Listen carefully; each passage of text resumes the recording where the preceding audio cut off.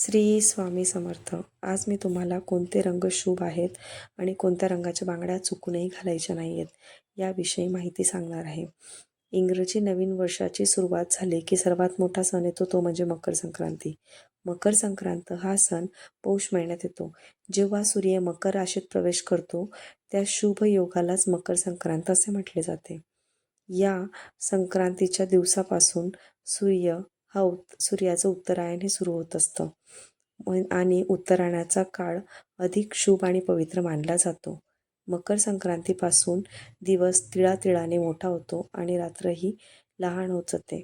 मकर संक्रांतीला तिळगुळ खाणे हे मुख्य वैशिष्ट्य आहे, जे जीवनाला गोडावा आणण्याचे प्रतीक आहे. तसेच पौराणिक कथेनुसार या दिवशी शनिदेव आपल्या पुत्राला भेटायला गेले होते, म्हणून शनिदेवाचीही पूजा केली जाते. ते देखील अत्यंत फलदायक मानले जाते. त्यामुळे पितृदोष दूर होतो आणि पौराणिक कथेनुसार मकर संक्रांतीला संक्रांती देवीने संक्रासूर नावाच्या महासुराचा वध केला होता. वाईट शक्तींचा म्हणून त्या दिवशी वाईट शक्तींचा नाश होतो असे देखील म्हटले जाते. मकर संक्रांती हा सण आपल्या भारतातील एक प्रमुख महत्त्वपूर्ण सण मानला जातो. कोणत्या रंगावर आली आहे आणि कोणता रंग घालणं वर्ज्य आहे आणि कोणत्या रंगाच्या बांगड्या घालू नये ही सगळी माहिती मी तुम्हाला आज सांगणार आहे. मकर संक्रांतीला स्नान आणि दान या मुख्य गोष्टींना महत्त्व दिले जाते. या दिवशी पवित्र नदीत स्नान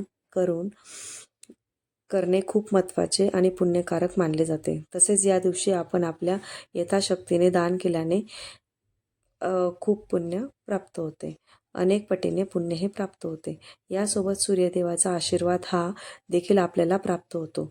मकर संक्रांतीचा सण हा खास करून स्त्रियांसाठी अतिशय महत्त्वाचा असतो, कारण तेव्हा हळदी कुंकूला विशेष महत्त्व दिले जाते. या मकर संक्रांतीपासून तर रथसप्तमीपर्यंत हळदी कुंकूचा कार्यक्रम तो घरोघरी केला जातो. म्हणून महिलांसाठी हा सण खूप महत्त्वाचा असतो.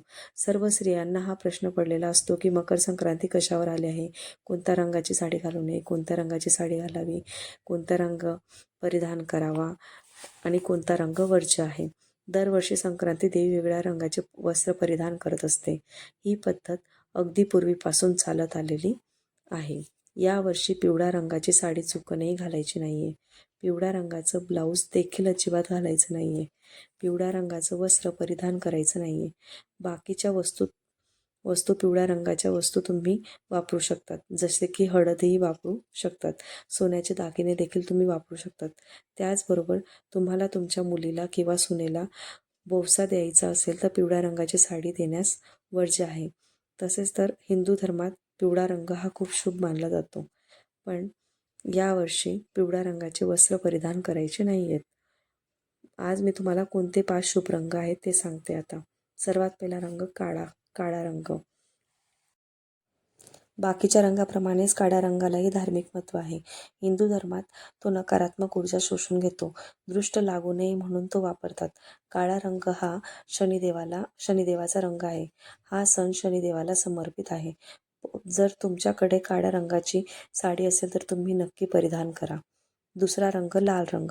लाल रंग हा हिंदू धर्मात खूप शुभ मानला जातो. हा रंग आकर्षक आहे. तसेच देवी लक्ष्मीला लाल रंग हा अत्यंत प्रिय आहे. लाल रंग हा शौर्य, संघर्ष, उत्तेजन, शुभेच्छा आणि नवीन जीवनाशी संबंधित असा मानला जातो. तिसरा रंग हिरवा रंग. हिरवा रंग हा सौभाग्याचे प्रतीक मानले जाते. महिलासुद्धा हिरव्या रंगाच्या बांगड्या घालतात. त्यामुळे आपल्या पतीचे आयुष्यही वाढते आणि तसेच हिरवा रंग हा शौर्य, बलिदान आणि वीरताचे प्रतीक देखील मानला जातो. चौथा रंग केशरी रंग. केशरी रंग हा दैवी शक्तीचं प्रतिनिधित्व दाखवतो आणि त्यात सकारात्मक ऊर्जा देखील असते. म्हणून केशरी रंगही आपण परिधान करू शकतो. नंतर गुलाबी रंग. गुलाबी रंग हा सर्व स्त्रियांना आवडतो आणि तो प्रेमाचे प्रतीक आहे. तसेच तो आनंदाचा प्रतीकसुद्धा आहे, म्हणून स्त्रियांना आकर्षित करतो. हे 5 शुभ रंग तुम्ही 5 शुभ रंगांची साडी तुम्ही घालू शकतात. तसेच बांगड्यांची गोष्ट, बांगड्यांसोबत बांगड्या भरण्याची पद्धत प्रत्येक सणाला बांगड्या भरण्याचीच पद्धत असते, आपल्याला तर माहितीच आहे. बांगड्या भरताना काही नियमांचं पालन करायचं आहे. मकर संक्रांतीचा सण म्हटलं तर काचेच्या बांगड्या घालायला खूप महत्त्व आहे. हिरव्या रंगाच्या काचेच्या बांगड्या घालताना एक नियम हा नक्की पाडायचा आहे, तो म्हणजे एका हातात 6 बांगड्या घातल्या तर दुसऱ्या हातात 7 बांगड्या घालायच्या आहेत. एक बांगडी जास्त घालायची आहे. कासाराकडे जरी तुम्ही गेलात तरी तो एक बांगडी तुम्हाला जास्त घालत असतो. तसेच यावेळी मेटल किंवा प्लास्टिकच्या बांगड्या अजिबात घालू नये आणि टिसलेल्या बांगड्याही घालायच्या नाही आहेत. अशा पद्धतीने तुम्ही फक्त हिरव्या रंगाच्या बांगड्या ह्या घालू शकतात संक्रांतीला. धन्यवाद. अजून अशा माहितीसाठी व्हिडिओला लाईक करा, शेअर करा आणि चॅनलला नवीन असाल तर सबस्क्राईब न विसरता करा.